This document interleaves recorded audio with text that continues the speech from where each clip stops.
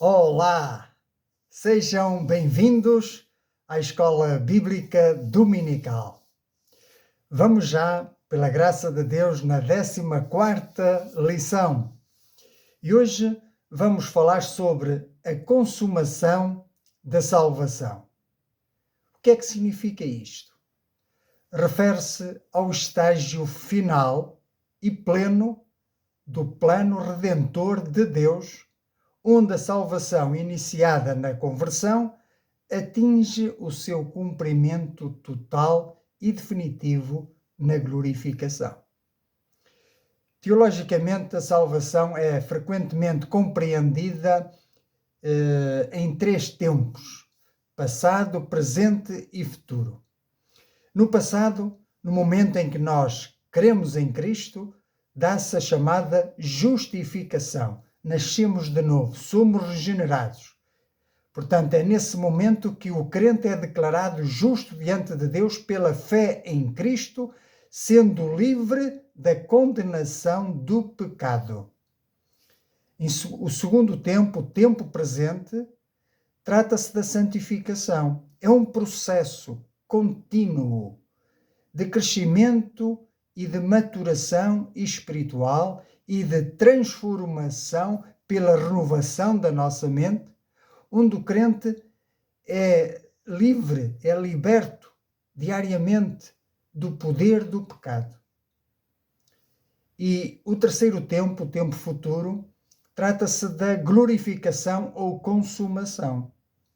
É o estágio final que ocorrerá no retorno de Cristo, conhecida pela segunda vinda, onde o crente será livre da presença do pecado. Bendito seja o nome do Senhor. Então, o que acontece na consumação? Façamos uma panorâmica geral. Mas antes, quero dizer-te que no final teremos um momento de reflexão e também oração. Ora, vamos ver 4 temas importantes que acontecem na consumação ou na glorificação. O primeiro, vamos ver a glorificação do corpo, ou seja, após a ressurreição haverá uma transformação dos corpos dos crentes em corpos incorruptíveis e gloriosos, semelhantes ao de Cristo ressuscitado.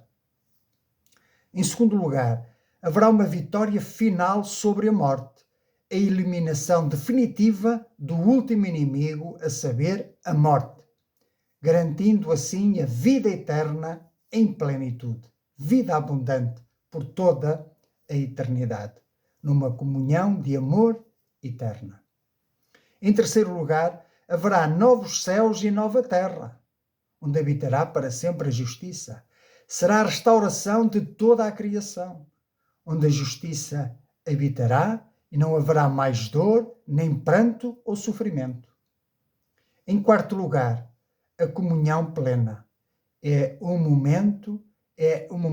a eternidade, em que os salvos habitarão para sempre, na presença e na comunhão direta com Deus, vendo-o face a face em Cristo Jesus. Bendito seja o nome do Senhor. No final desta lição, iremos concluir que esta bendita esperança deve influenciar as nossas vidas, as nossas atitudes diárias, levando-nos a viver com propósito, santidade e com uma mentalidade centrada em Deus, andando em contramão deste mundo marcado pelo pecado, pelo ódio, pelo caos, um mundo perverso, um mundo em trevas, um sistema mundano, pagão, contrário aos valores de Deus. Então nós devemos viver lutando contra a corrente deste mundo tenebroso. Bendito seja o nome do Senhor. Espero que estejam tão entusiasmados quanto eu em prosseguir neste caminho da fé bíblica, sem nunca nos desviarmos nem para a direita, nem para a esquerda, pois sabemos em quem temos crido. Bendito seja o nome do Senhor. Bom, para começarmos, no primeiro tópico desta lição, vamos tratar acerca da passagem do terreno, ou vamos comparar o terreno com o celestial. E a passagem central deste tema encontra-se na primeira carta do apóstolo Paulo aos Coríntios, capítulo 15 e versículos 35 a 49. Vamos então ler. Mas alguém dirá: como ressuscitarão os mortos? E com que corpo virão? Insensato! O que tu semeias não é vivificado se primeiro não morrer. E quando semeias, não semeias o corpo que há de nascer, mas o simples grão, como de trigo ou outra qualquer semente. Mas Deus dá-lhe o corpo como quer, e a cada semente o seu próprio corpo. Pois nem toda a carne é uma mesma carne, mas uma é a carne dos homens, e outra a carne dos animais, e outra a dos peixes, e outra a das aves. E há corpos celestes e corpos terrestres, mas uma é a glória dos celestes e outra a dos terrestres. Uma é a glória do sol e outra a glória da lua, e outra a glória das estrelas, porque uma estrela difere em glória de outra estrela. Assim também, atenta agora nisto, assim também a ressurreição dos mortos. Semeia-se o corpo em corrupção, ressuscitará em incorrupção. Semeia-se em ignomínia, ressuscitará em glória. Semeia-se em fraqueza, ressuscitará em vigor. Semeia-se o corpo animal, ressuscitará corpo espiritual. Pois se há corpo animal, há também corpo espiritual. Assim está também escrito: o primeiro homem, Adão, foi feito alma vivente. O último Adão, em espírito vivificante. Mas não é primeiro o espiritual, senão o animal, e depois o espiritual. O primeiro homem da terra é terreno. O segundo homem, o Senhor, é do céu. Qual o terreno, tais são também os terrenos. E qual o celestial, tais também são os celestiais. E assim como trouxemos a imagem do terreno, em Adão, assim traremos também a imagem do celestial em Cristo Jesus. Bendito seja o nome do Senhor. Este é o texto base para a nossa meditação de hoje. Este texto ensina-nos sobre os vários contrastes: natural versus espiritual, mortal versus imortal, terreno versus celestial. E estes contrastes revelam a profunda transformação que a salvação traz à vida do cristão. Comecemos pelo primeiro. O que é natural e mortal refere-se à nossa condição atual, marcada pelo pecado, pela fragilidade e pelas limitações físicas e espirituais herdadas de Adão. Esta natureza revela-nos o lado humano, cheio de imperfeições, da nossa vivência neste mundo temporário. Porém, a mensagem central é que Deus, na sua obra de amor, promete uma mudança radical e uma esperança futura. Tornar-nos espirituais, imortais e celestiais. Bendito seja o nome do Senhor.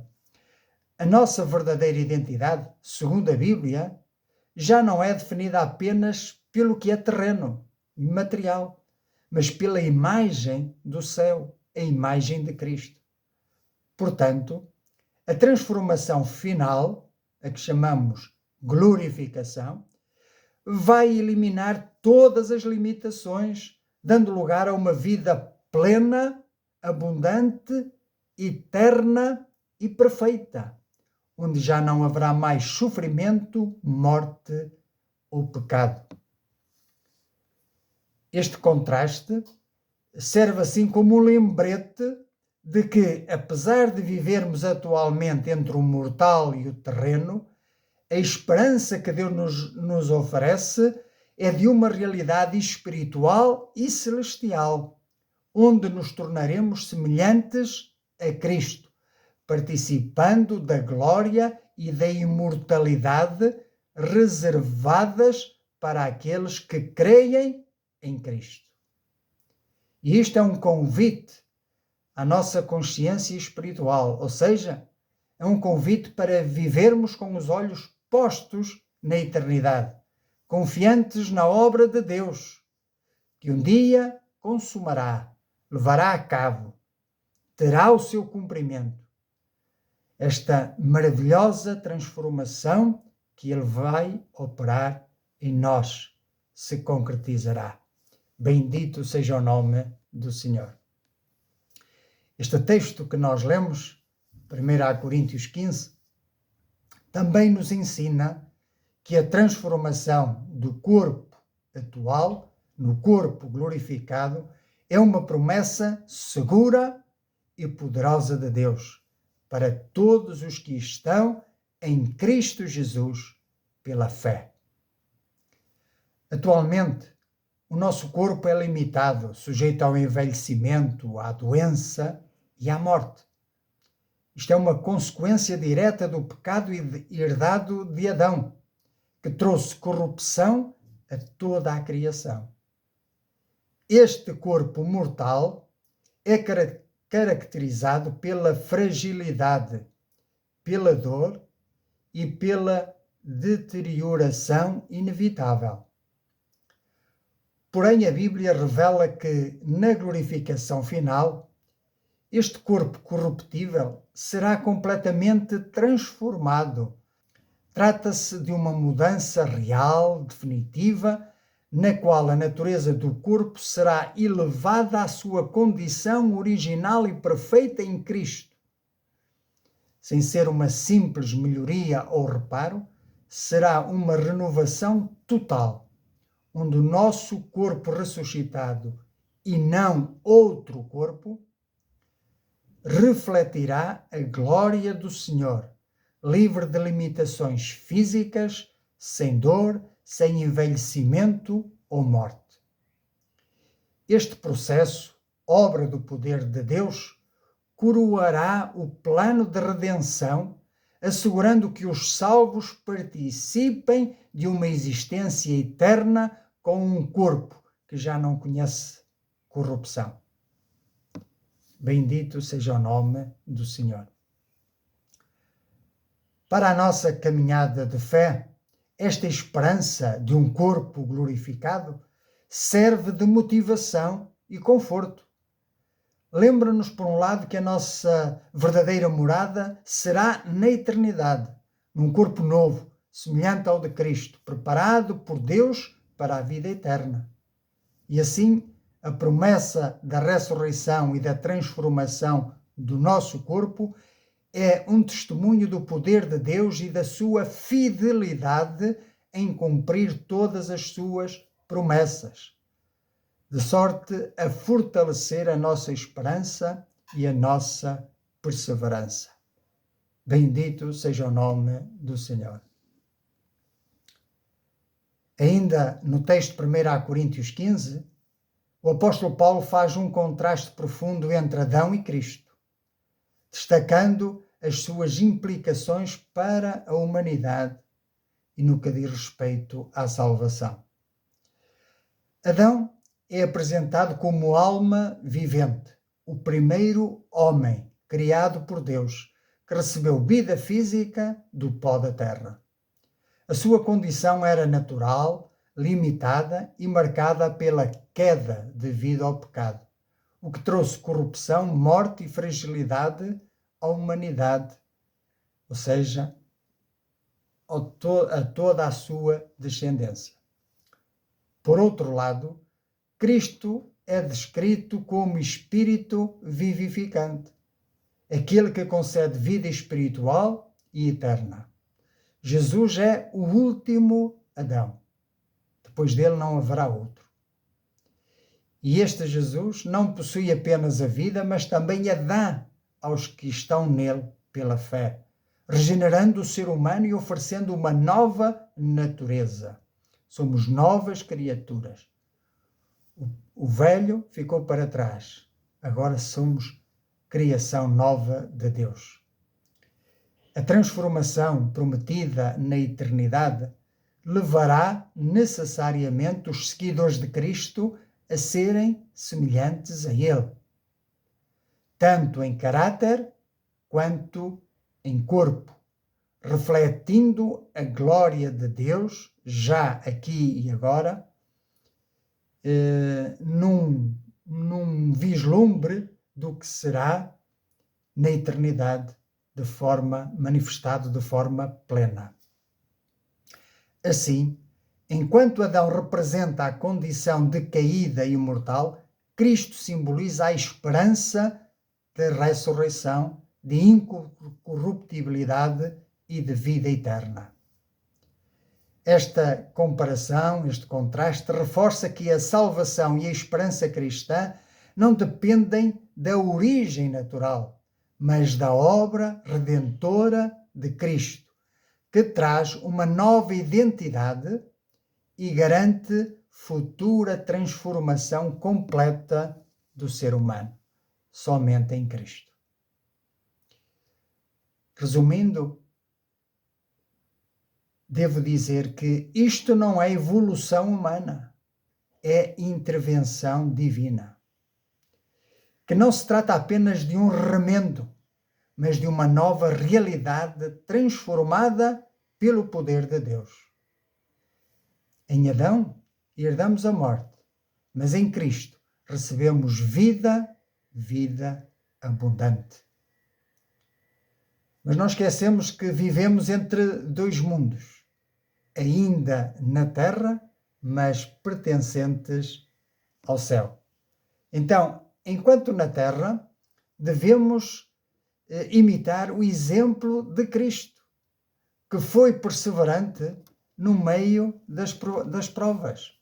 Veja o que diz Hebreus capítulo 12, versículos 1 a 3. Portanto, também nós, visto que temos a rodear-nos tão grande nuvem de testemunhas, desembaraçando-nos de todo o peso e do pecado que tenazmente nos assedia, corramos com perseverança a carreira que nos está proposta, olhando firmemente para o autor e o consumador da fé, Jesus, o qual, em troca da alegria que lhe estava proposta, suportou a cruz, não fazendo caso da ignomínia, e está assentado à destra do trono de Deus. Considerai, pois, atentamente aquele que suportou tamanha oposição dos pecadores contra si mesmo, para que não vos fatigueis, desmaiando em vossas almas. Ora, como devemos aplicar isto às nossas vidas? A vida cristã exige perseverança, foco em Cristo, olhai para Cristo e rejeição do pecado. Correr com paciência a carreira que nos está proposta, sem nos desviarmos nem para a direita nem para a esquerda, mas olhando para cima, para o autor e o consumador da nossa fé. E todos os sacrifícios presentes valem a pena, tendo em conta a glorificação futura. Bendito seja o nome do Senhor.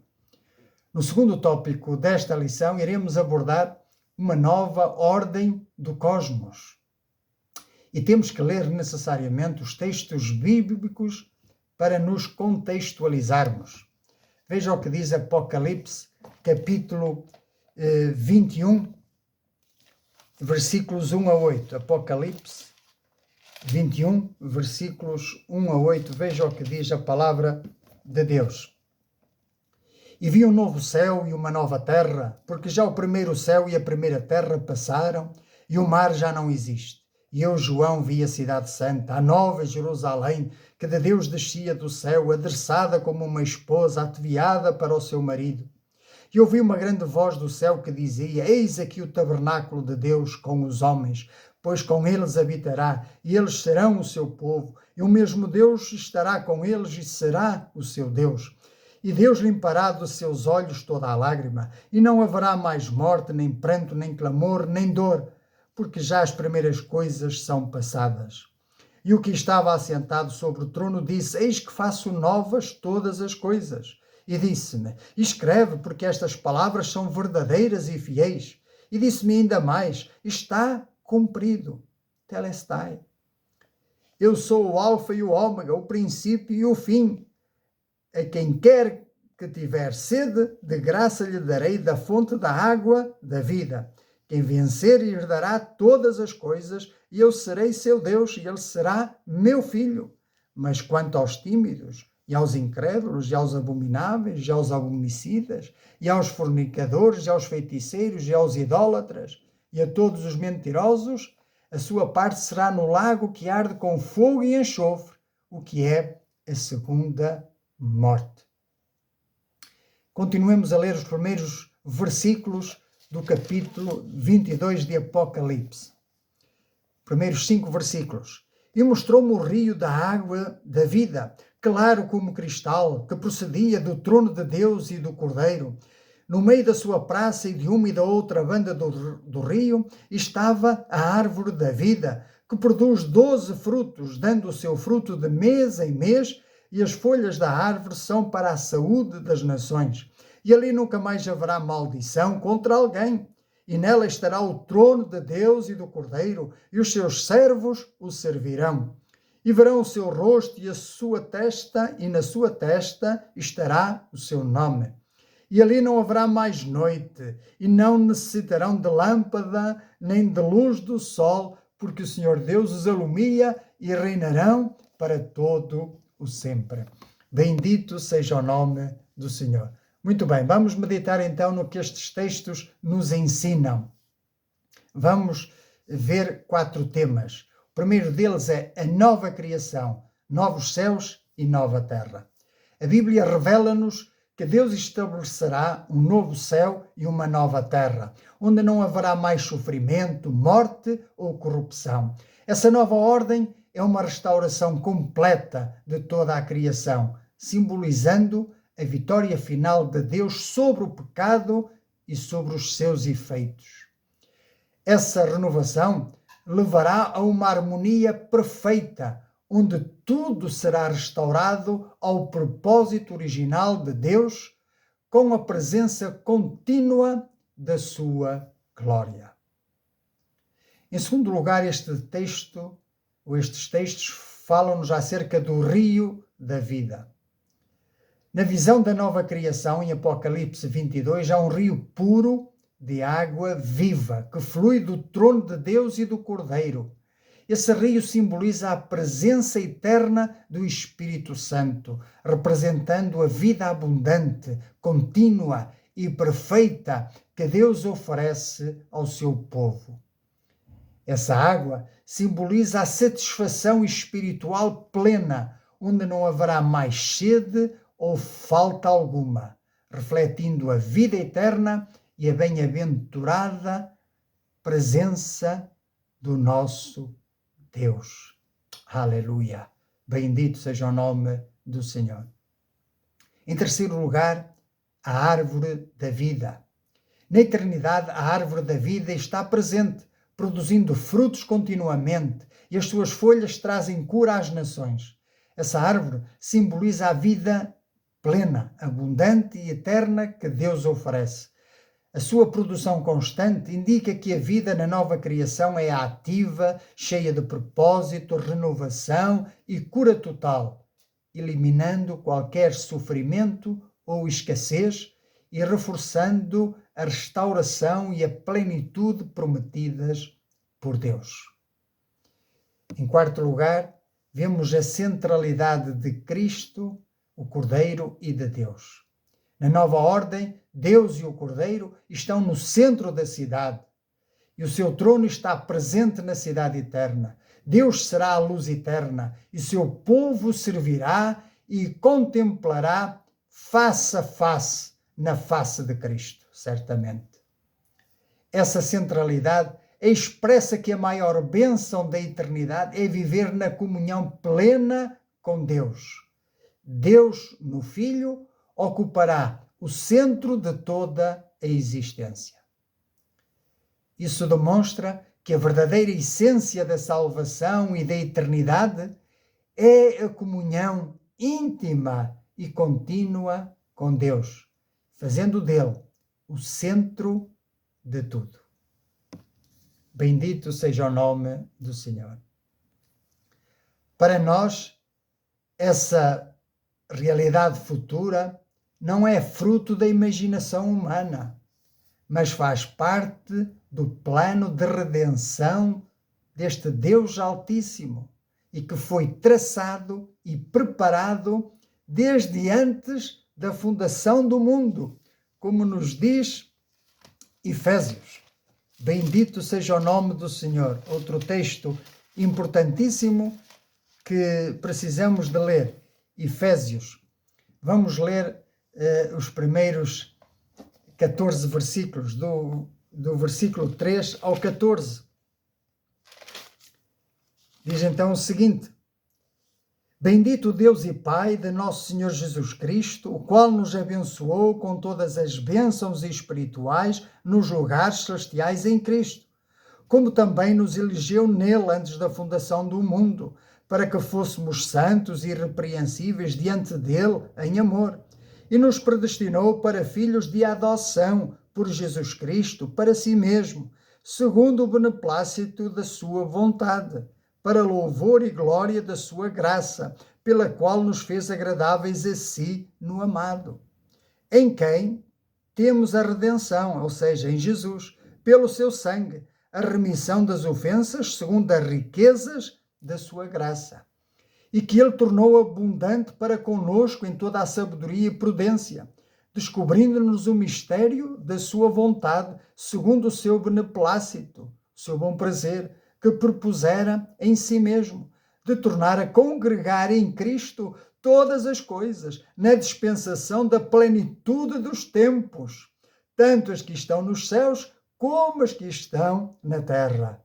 Nele, em Cristo, digo, em quem também fomos feitos herança, havendo sido predestinados conforme o propósito daquele que faz todas as coisas segundo o conselho da sua vontade, com o fim de sermos para louvor da sua glória, nós, os que primeiro esperamos em Cristo, em quem também vós estáis, depois que ouvistes a palavra da verdade, o evangelho da vossa salvação, e tendo nele também crido, fostes selados com o Espírito Santo da promessa, que nos garante a possessão eterna, o qual é o penhor da nossa herança, para a redenção da possessão de Deus, para louvor da sua glória. Bendito seja o nome do Senhor. Este texto revela o aspecto completo da bênção de Deus na esfera da salvação, destacando que Deus, em sua graça, nos escolheu, nos adotou por meio de Cristo e nos deu a redenção através do sangue de Jesus e nos selou com o Espírito Santo como garantia da nossa herança futura. Este texto reforça que toda a nossa bênção espiritual vem de Deus, que nos predestinou para sermos santos, irrepreensíveis, e que por meio do Espírito Santo fomos feitos herdeiros e recebemos a esperança da redenção final. Além disso, este texto também nos mostra que tudo isso acontece de forma soberana e amorosa, com o propósito de glorificar unicamente a Deus em todas as coisas.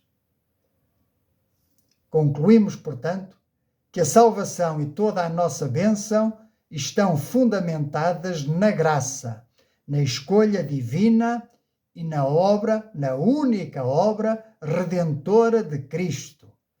E também concluímos que na salvação fomos selados com o Espírito Santo, que age em nós e através de nós e é a garantia dessa possessão eterna.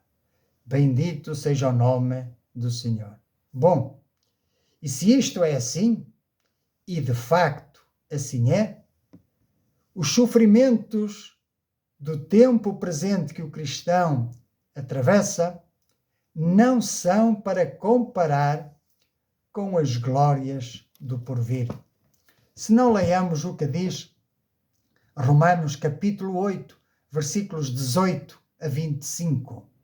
Porque para mim tenho por certo que os sofrimentos do tempo presente não podem ser comparados com a glória a ser revelada em nós, dizia o apóstolo Paulo.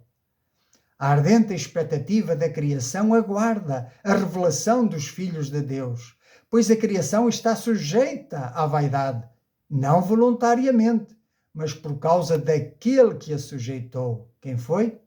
Adão, o primeiro homem. Então a criação geme na expectativa e na esperança de que a própria criação será redimida do cativeiro da corrupção para a liberdade da glória dos filhos de Deus. Porque sabemos que toda a criação a um só tempo geme e suporta angústias até agora.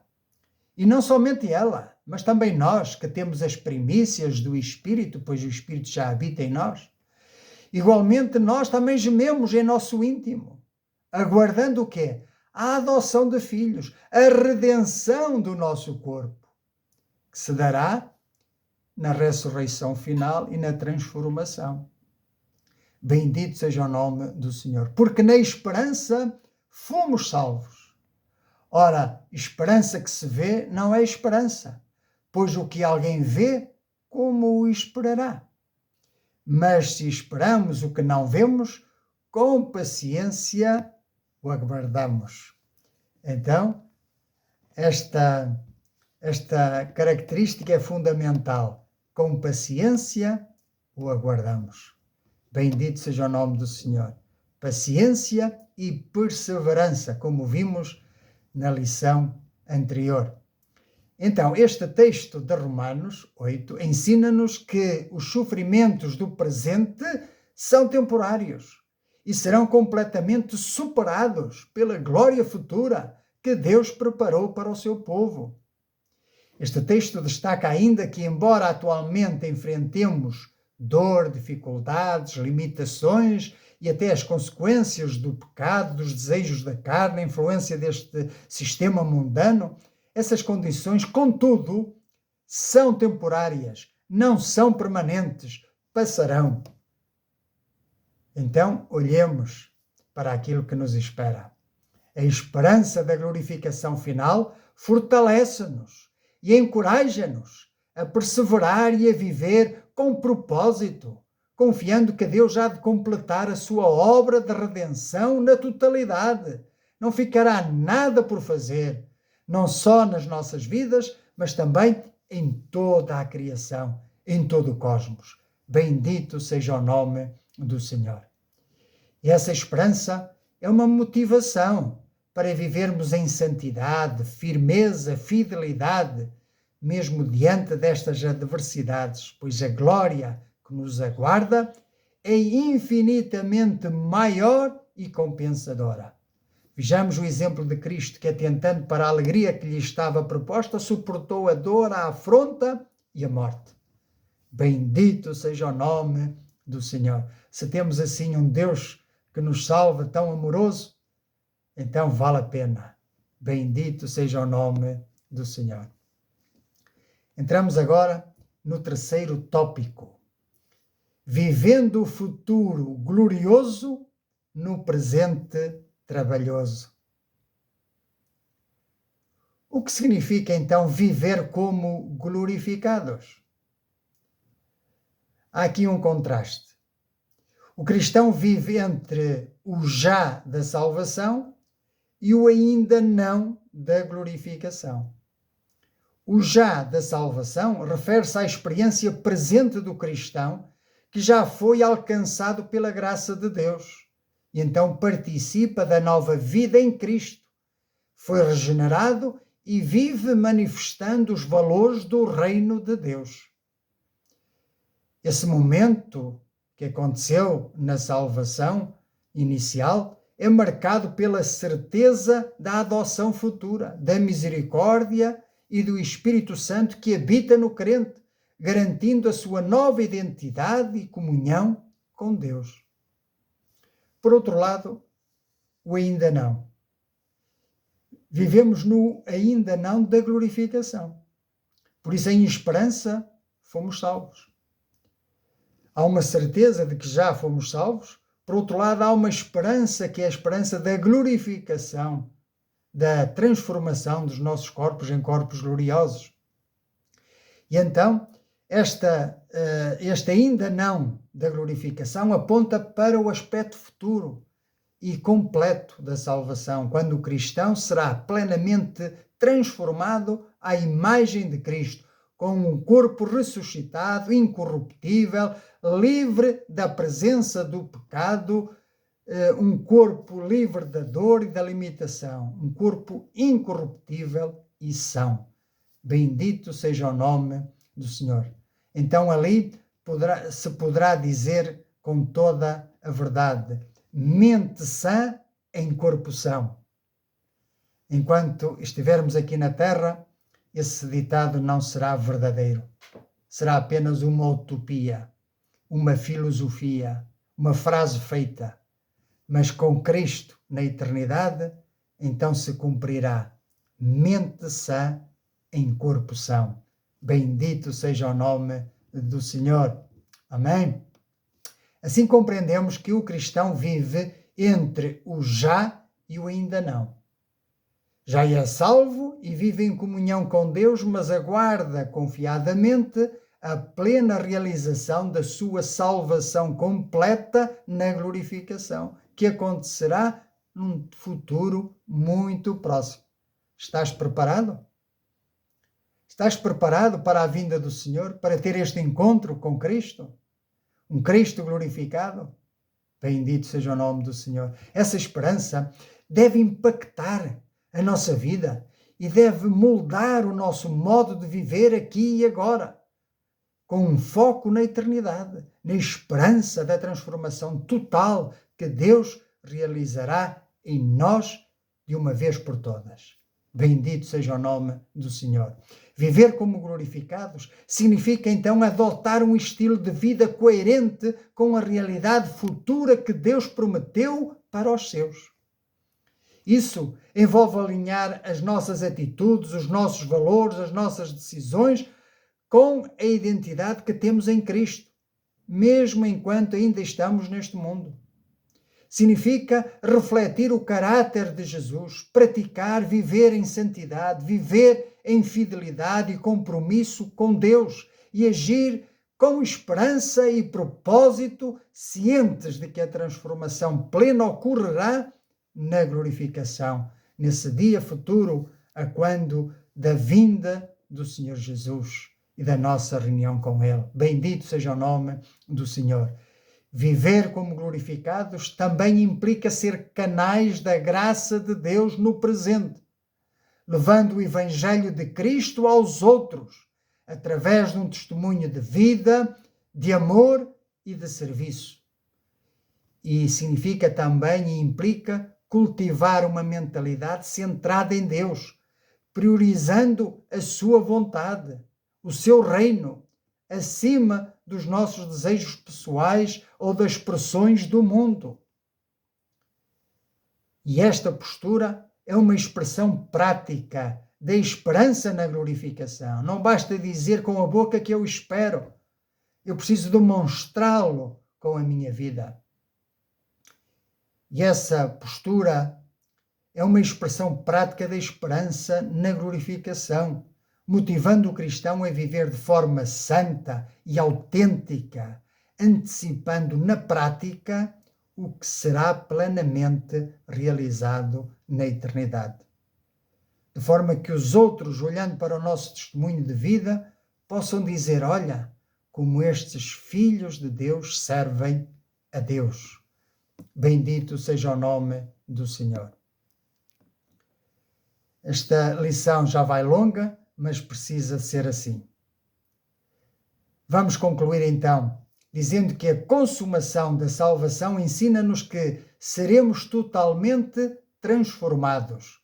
Viveremos numa criação restaurada e estaremos eternamente gozando da presença de Deus. Mas também fomos ensinados de algo e fomos chamados a atenção para uma urgência, que a eternidade começa aqui e agora, na forma como vivemos hoje. Isto é, devemos viver em santidade, alinhar as nossas decisões com a vontade de Deus, rejeitar o pecado e refletir o caráter de Cristo. E ter uma mentalidade cristocêntrica, não mais viver segundo o que eu quero, mas segundo o que Deus quer. Isto é, maturidade espiritual. Chegados aqui, é um importante momento para fazermos uma breve reflexão. E quero fazer-te 3 perguntas.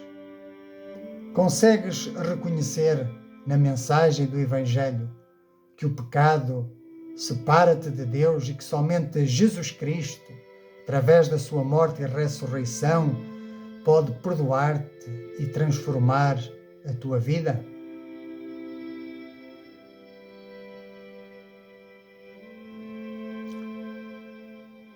Segunda pergunta. Reconheces que estás longe de Deus e conduzido por teus maus desejos? E estás disposto a confessar a tua desobediência e a abrir o teu coração para Cristo, recebendo assim a salvação oferecida gratuitamente?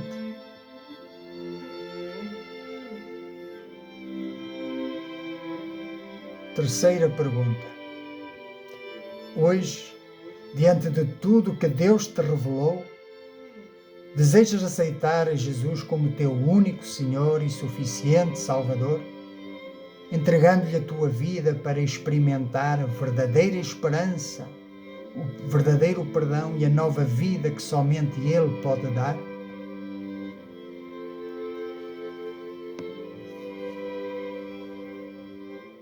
A pergunta final é se tu e eu estamos preparados para nos encontrar com Deus? Porque a grande questão não é apenas o que acontecerá no fim, mas como é que eu estou a viver à luz desse fim. E, portanto, se desejas de todo o coração entregar a tua vida a Cristo, eu te convido a fazer esta oração comigo. Então vamos orar. Se o quiseres fazer, podes fazê-lo com fé, pois certamente Deus te ouvirá. Senhor Deus, Todo-Poderoso e bendito Pai, reconheço diante de Ti que estou perdido e sem a Tua graça. Os meus caminhos afastaram-se da Tua vontade e o meu coração tantas vezes escolheu o erro em vez da verdade. Hoje, porém, volto-me para Ti com arrependimento sincero, consciente de que só em Ti há vida, perdão e restauração. Cristo Jesus, eu aceito-Te como o único Senhor e confesso-Te como suficiente Salvador, que entregaste a Tua vida por mim e que ressuscitastes para me dar vida nova. Uma nova vida.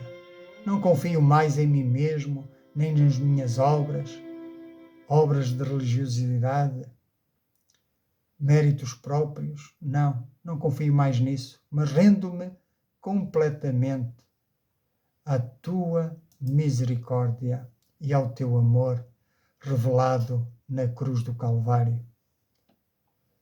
Toma o meu coração, transforma a minha mente e guia os meus passos. renuncio ao pecado, não pela minha força, mas pelo poder do Teu Espírito em mim. Ensina-me a viver em obediência, em humildade e em amor. Pai, ajuda-me a perseverar até ao fim, com os olhos postos na promessa da glória futura, a consumação da salvação, que preparaste para aqueles que te amam. Que a minha vida seja um reflexo da Tua graça, até ao dia em que estarei plenamente contigo. Recebe-me, Senhor, como Teu Filho e sustenta-me na fé. Guarda-me no Teu amor. Em nome de Jesus eu oro. Amém. Amém. Bendito seja o nome do Senhor. Quero-te dar os parabéns se fizeste esta oração com fé. Agora és um filho de Deus e tens aqui o teu guia espiritual. É através da Bíblia que Deus fala contigo. E através da oração tu falas com Deus. Abre o teu coração para Deus. Expõe as tuas dificuldades, as tuas lutas e também confessa a vitória que já vês em Cristo Jesus. Bendito seja o nome do Senhor. Então, que Deus ricamente possa abençoar as nossas vidas e até à próxima lição, se Deus permitir.